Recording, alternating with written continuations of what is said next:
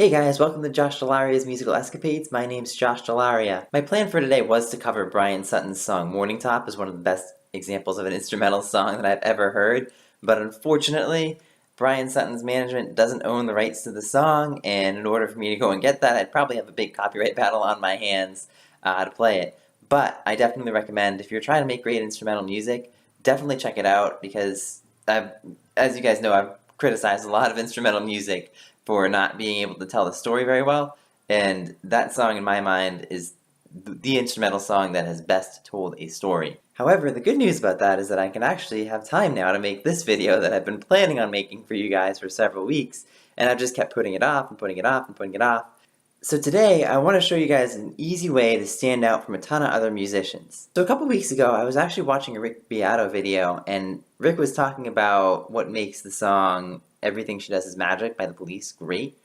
And one of the things that he mentioned was that in that instance where they go to the chorus, Sting holds out this note D, and underneath it they put together, I think it was a B flat chord, and then a C chord, and then that D chord. And that just got me to thinking about how if you just hold one note out over a bunch of chords, I wondered how many chords actually contain that one note, and that you could actually use one right after the other.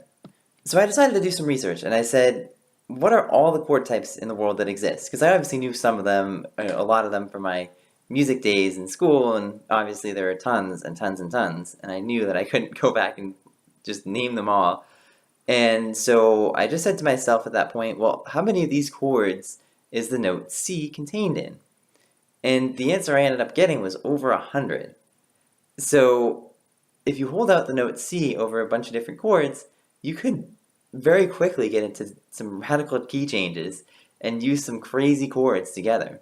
Let me keep this simple and just try to stick to major triads for right now. So the note C is involved in 3 major triads as the root, third, and fifth.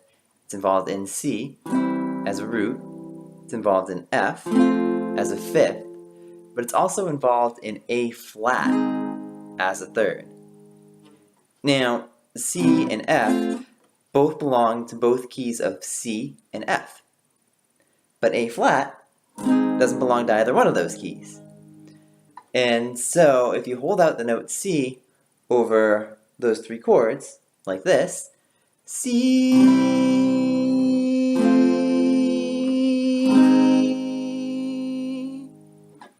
that last chord will give you a really interesting sound, but it fits because it still contains that note and you're holding that note. And if you do play that A flat chord last, that opens you up to a wide variety of instant key changes. Like for example, you could go into the key of A flat from there and just start playing,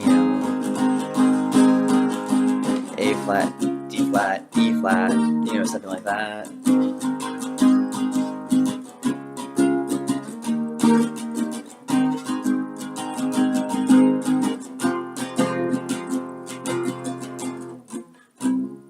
Whatever. So, you could go that way. You could also go into the key of E flat, playing a B flat major chord here.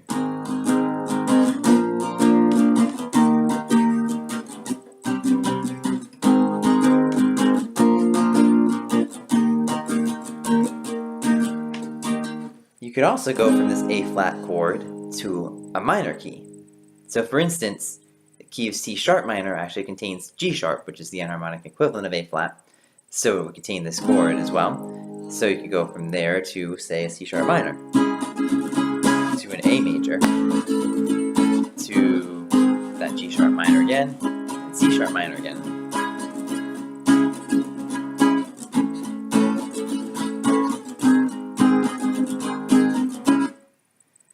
You could also use that A flat or a G sharp as a second in the F sharp minor key. So that would sound kind of like this.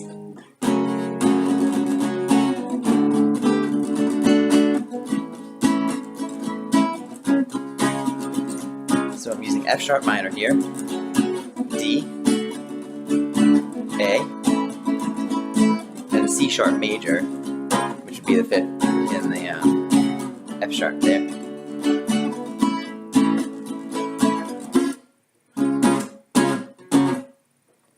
So that's another way of transitioning there. You didn't even have to use that A flat chord again, which I didn't in that situation. But you can use that as a transition into a completely different key, which will sound really cool to your audience. And especially for musically trained people like me, it'll make you stand out quite a bit.